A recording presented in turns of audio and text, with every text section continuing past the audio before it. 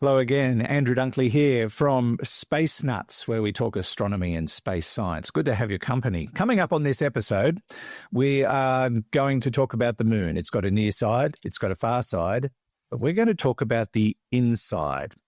It's a discovery of the Grail mission, which means what we're talking about is a flesh wound. Another Hubble tension, think about it, another Hubble tension theory, and we're talking evolution this time, and a triple system in the Kuiper Belt. So buckle up for this episode of Space Nuts. 15 seconds, guidance is internal. 10, 9, ignition sequence start. Space Nuts. 5, 4, 3, 2. 1, 2, 3, 4, 5, 5, 4, 3, 2, 1. Space Nuts. Astronauts report it feels good.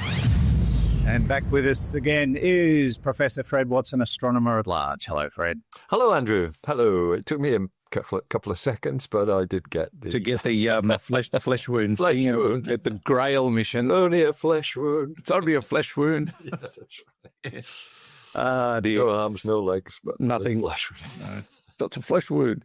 So yes, that I can't help dad jokes, and when I do the presentations at golf on Fridays, which has become my job somehow, I always have to finish on a dad joke. It's just become a thing. Yes. So yes, I'm sure it has. The reputation continues to spread. Yeah. We'll be talking dad jokes in our next episode, our Q&A episode as well. We should begin with this Grail mission and the findings of the moon's unusual interior. This might come as a surprise to some people. Well, I think it does. Excuse me. I think it did come as a surprise when the discovery was made as well. These are scientists from NASA and other institutions. Yeah, let's do the dad joke first. It's not Monty Python and the Holy Grail. Grail stands for Gravity Recovery and Interior Laboratory. And it was a mission which I guess it was it's probably a decade ago. It's a very, very neat piece of research. And NASA, the clever stuff that they do is just unbelievable. So what do you do if you want to sense the gravity of a planet that you're flying over? You want to map out the gravitational details. And by doing that, you can work out what's underneath the surface because that's usually what affects the gravity above the surface of a planet. And I'm talking now about, really minor differences and discrepancies in gravity. How the Grail mission worked, and I'm kind of casting my memory back now, 2 spacecraft in orbit around the moon separate they're both in the same orbit. They were separated, I think, by about 200 kilometers, one in front of the other. But the distance between them could be detected by microwave transmission to well under a millimeter. I can't remember what it was. It was a few microns, I think. Right. But this tiny, tiny difference between the position of the 2 spacecraft, you can measure it by these microwave signals.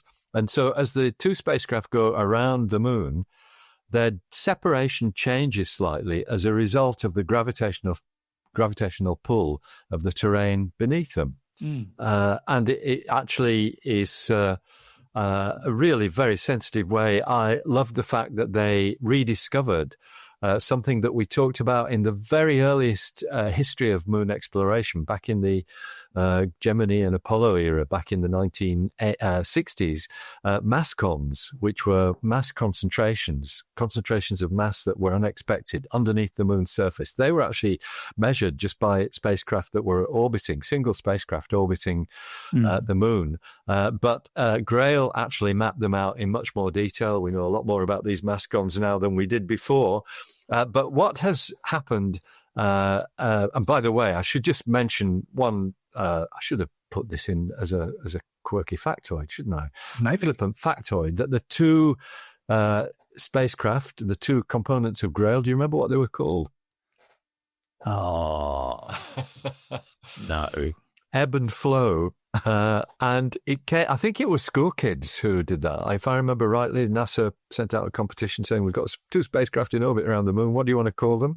And they were called ebb and flow, which is very, very nice indeed. Anyway, ebb and flow in combination measured virtually the gravitational map of the whole moon.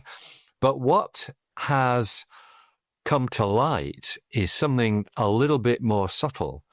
These researchers who've now used these NASA data to deduce that there's a 2 to 3% difference in the ability of the lunar mantle. Now, that's the layer below the crust. That's the layer that surrounds the core of the moon.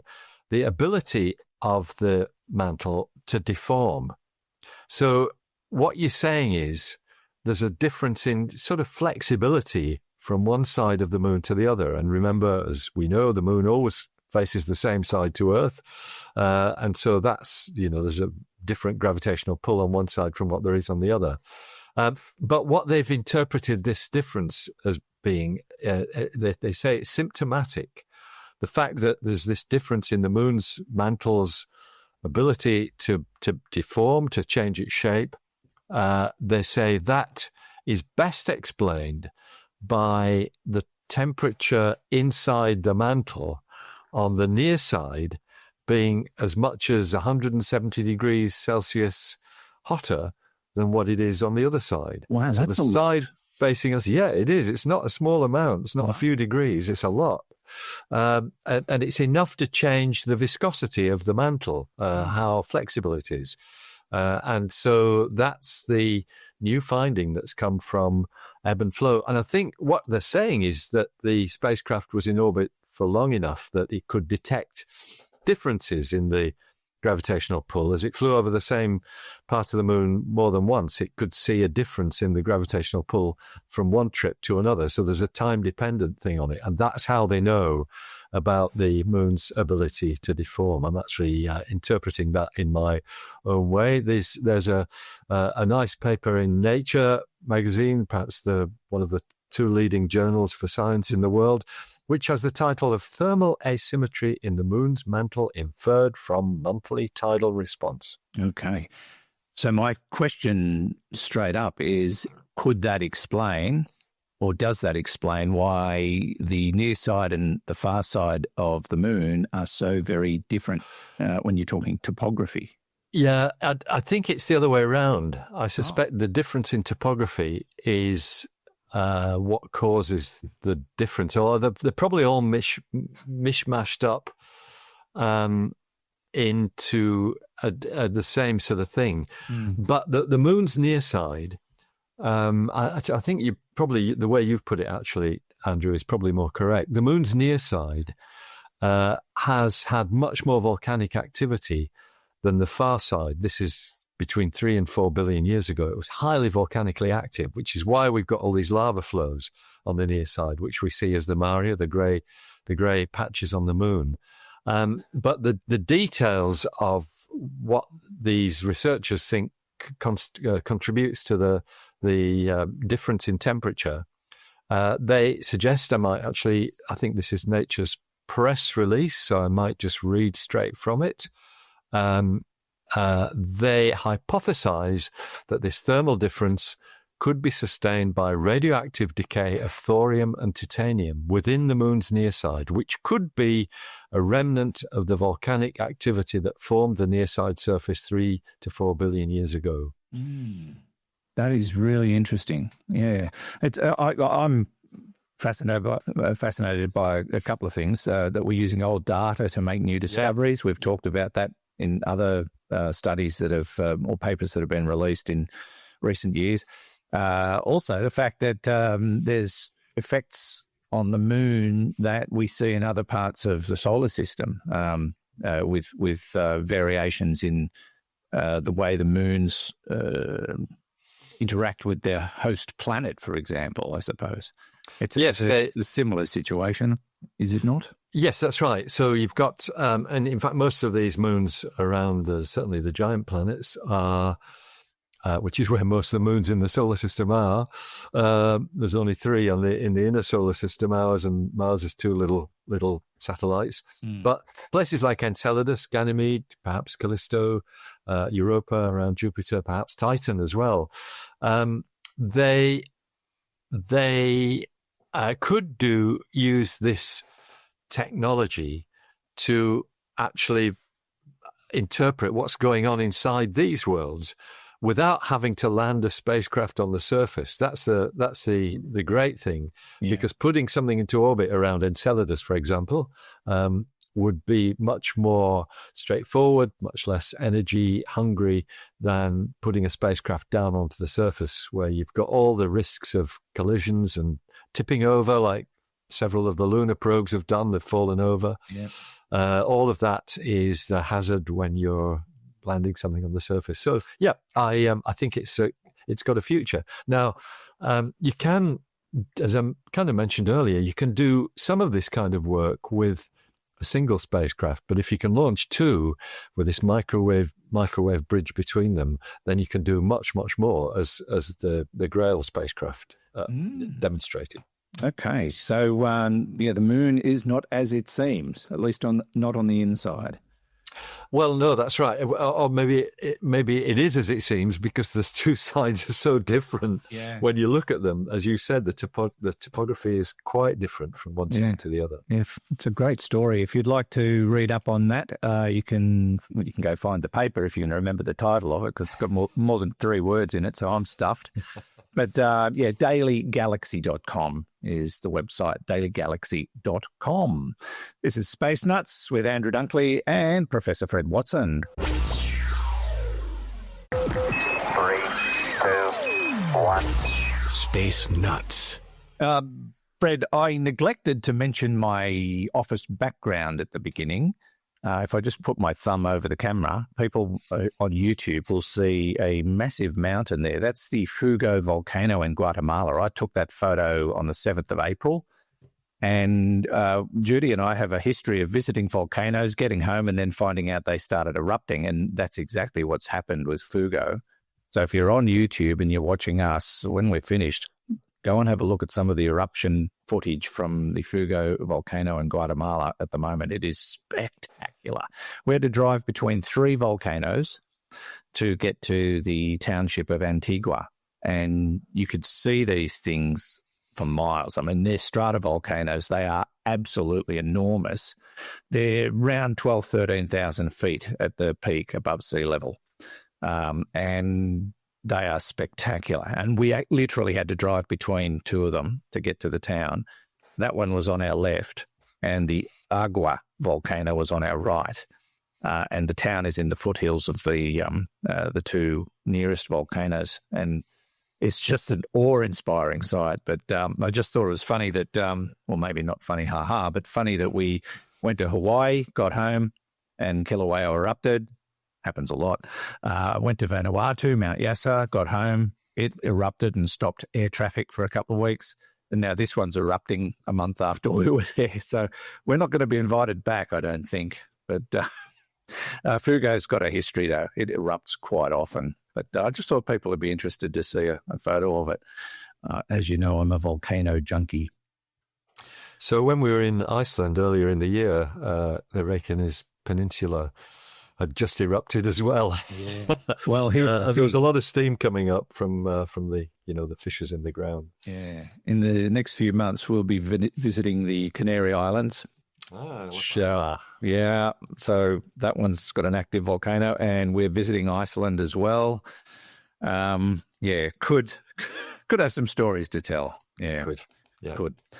Okay, Fred. Let's move on to our next story, and this one is about yet again. The Hubble Tension, the quirk of space that we can't quite get our heads around. We can't solve the differentials or the problems. Many are saying, look, it's natural, but now another Hubble tension theory, gee, that's hard to say, is making its way into various papers, one in particular, I suspect, because now they're talking about evolution in dark matter. This sounds like pie in the sky type stuff, but we've got to come up with answers. And the only way is to publish papers with theories and toss it around. Indeed, that's right. Like a salad, a space salad. Yeah, I've just I'm hesitating because I've just seen who one of the authors of this paper is.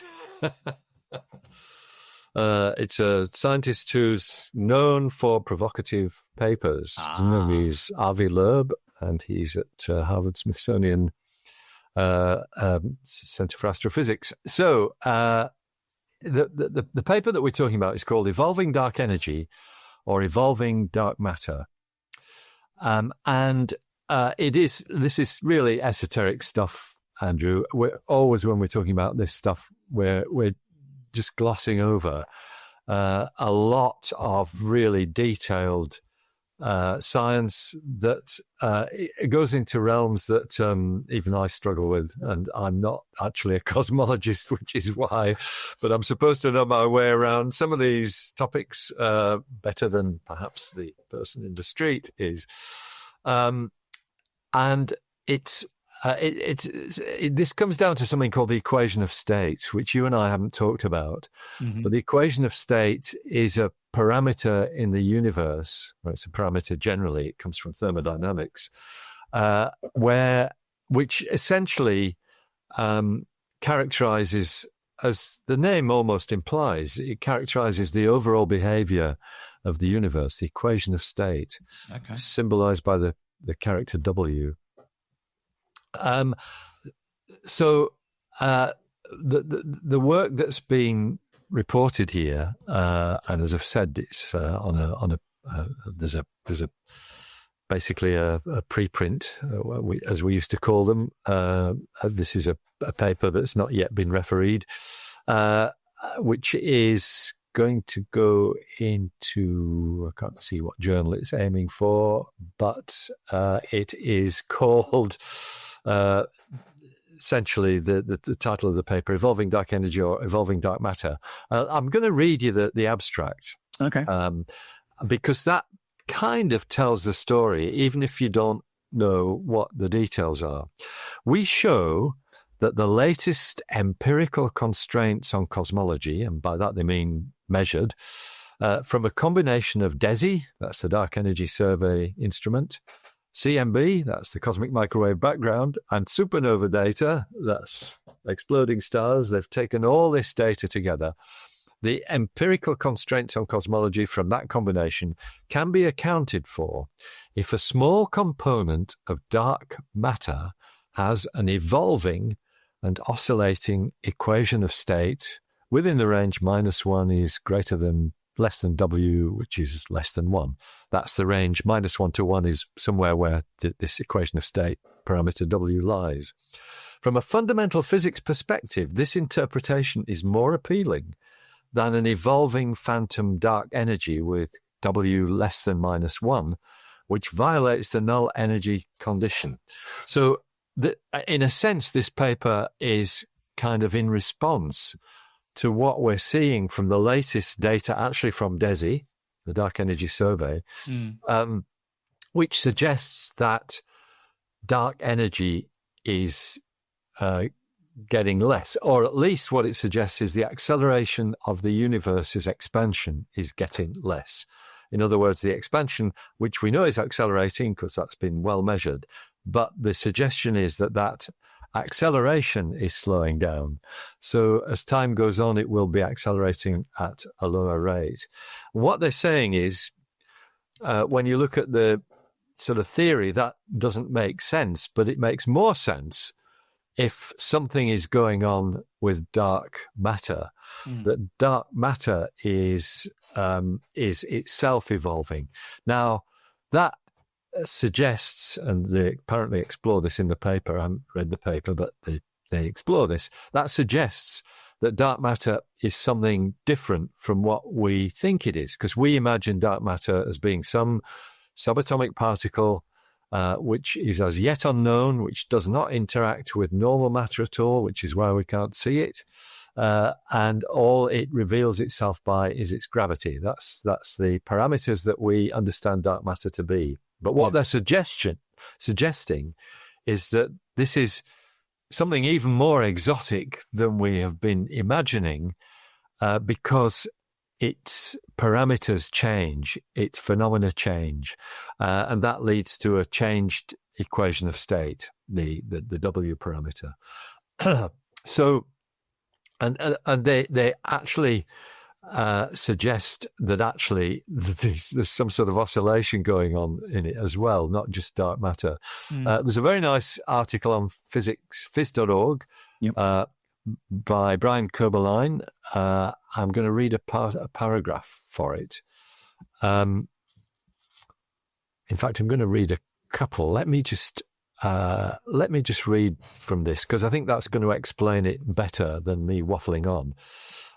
In work published on the arXiv preprint server, the authors look at both evolving dark energy and evolving dark matter and argue that the latter is a much better fit to the observational data. The first thing they note is that the two models are somewhat related, since the evolution of the cosmos depends in part on the ratio of dark energy to matter density.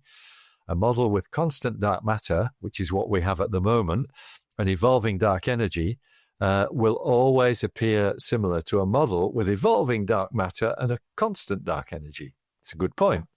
They then go on to explore the idea of some kind of exotic dark matter, one that has a changeable equation of state. To match observation, the dark matter equation of state must oscillate in time.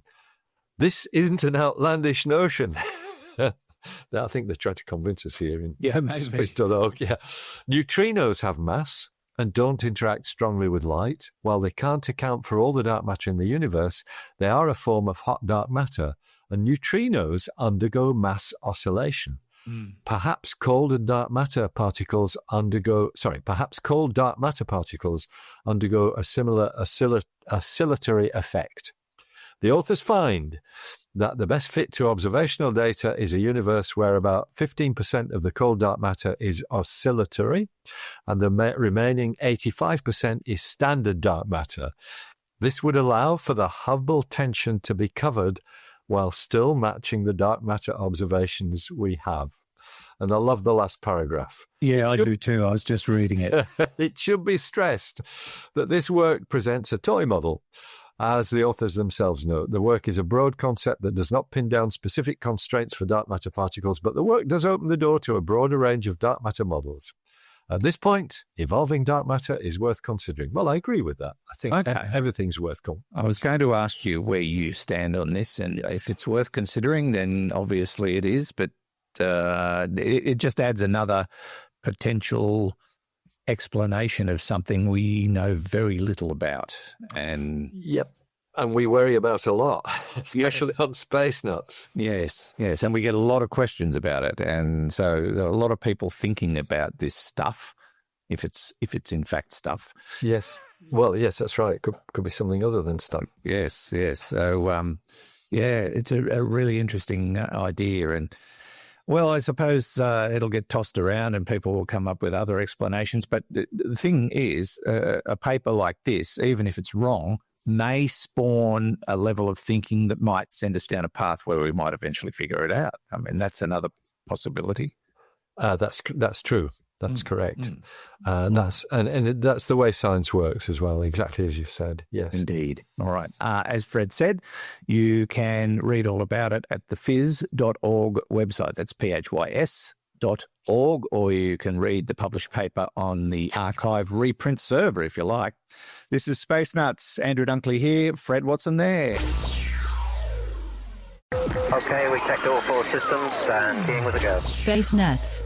Our final topic today, Fred, is a really interesting one, and it is going to take us to the Kuiper Belt. So tighten up your buckle and get ready for this one, because we think there has been discovered a triple system in the Kuiper Belt.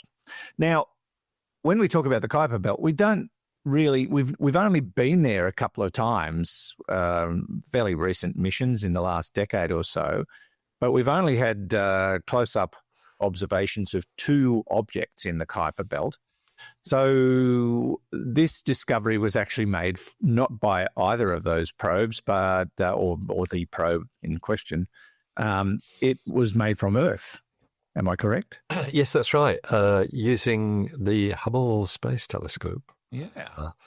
Which is, still going strong and still a fantastic resource, given that it's now 35 years in space. Yes, it is amazing. That's right. And again, this is a team of researchers from NASA.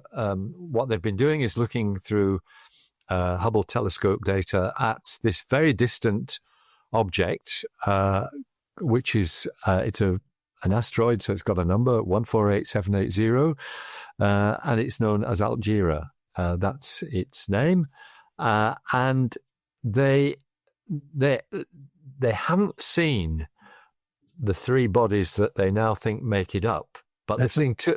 Wait for it, dad joke coming. Oh, good. Okay, they've seen two of them. So they haven't seen the three bodies. That's a problem. Ah, there we go. Gosh, love it. I don't understand. You must rehearse our conversations weeks in advance, Andrew, to get... No, the scary part is this garbage just pops in there at random moments. It used to happen when I was on the radio. I'd just be talking about something and a little voice would go, "Hey, tell this joke." Yeah. And then at the end of it, you think, "Oh God, I wish I hadn't said that." One. Yes. Yeah. Anyway,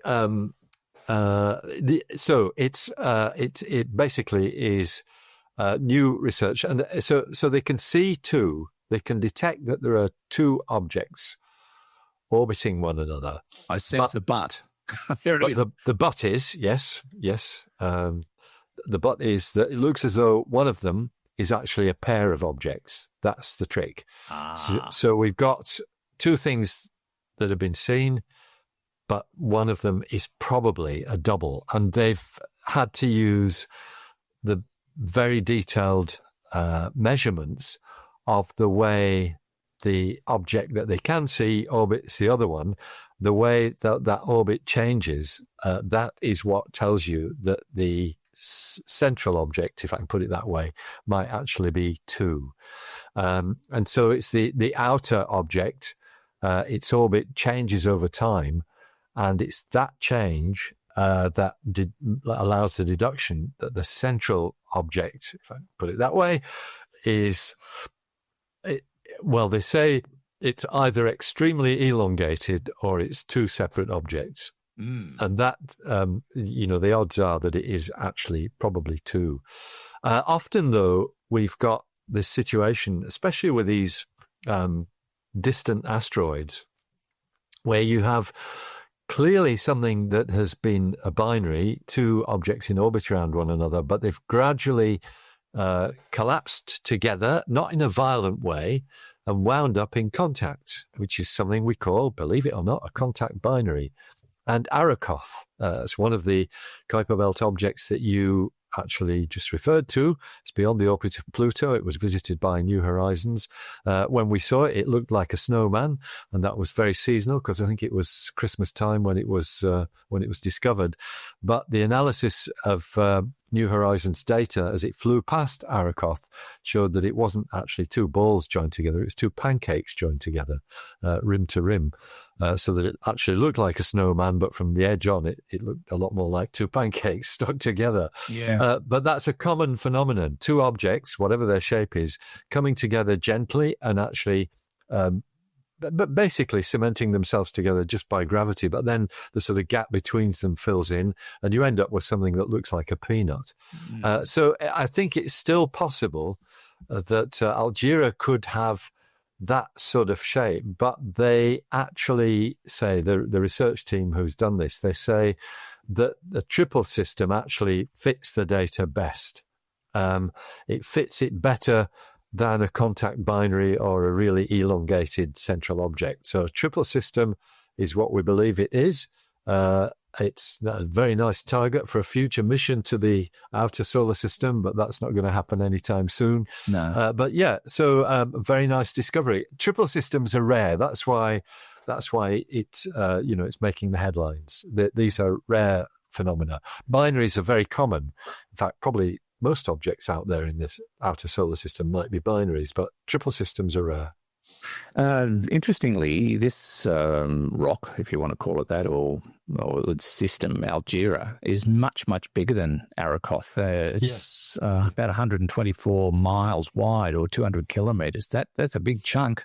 Yes, it is. Yeah, it's a lot more substantial than Arakoth, which was only, if I remember right, it was less than a kilometre, I think.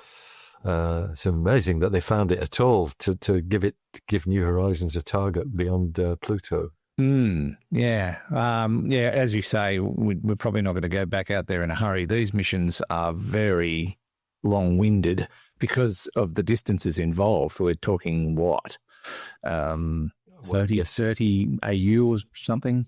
Yeah, I think this is more. I think it's more like 45 AU or something like that. So it's, AU is an astronomical unit, 150 million kilometres. Yeah, that's a long way away. It's probably an area of our solar system, even though it's so remote, that we need to learn more about because, some of these rocks get bumped and end up heading our way.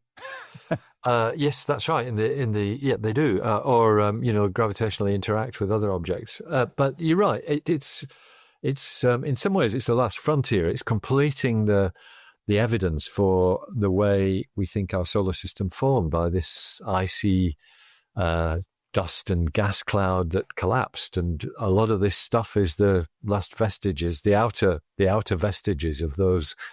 Those objects that eventually went up to make the inner planets. These are worlds that have never been heated, and that's the planets they've been bombarded by gravitational interactions, by collisions and impacts and things of that sort. So they're hot. These worlds have always been cold, and that's why they're so interesting, because they're a sort of fossil of the solar system's earliest history. Yeah. Yeah, well, I guess the time will come where we do extensive studies, but I think we'll have to get better spacecraft and maybe use those superhighways you were talking about. Yeah, that's right. Get out there and have a look. Yep. Yes, if you'd like to read up on that, you can do that at the NASA Science website, or you can go to the study itself, which was published in the Planetary Science Journal. That brings us to the end. Fred, thank you so much. It's a pleasure, Andrew. A nice surprise to see you, and always a pleasure to talk. Good to see you too. And we'll catch you on the very next episode. Don't forget to visit us online. In the meantime, we've got plenty of platforms. We're on Instagram, we're on YouTube, we're on Facebook, we're on our own website, spacenutspodcast.com, spacenuts.io. Either URL will take you to the same place. And have a look around while you're there. And Hugh in the studio, he did actually turn up briefly today, but he forgot to put on his Kuiper Belt and his pants fell down, so he had to make a run for it. From me, Andrew Dunkley. Oh, it's terrible. Thanks for your company. We'll see you on the next episode of Space Nuts. Bye-bye. Space Nuts. You've been listening to the Space Nuts podcast. Mission complete, Houston. Available at Apple Podcasts, Spotify, iHeartRadio, or your favorite podcast player. You can also stream on demand at Bytes.com. This has been another quality podcast production from Bytes.com.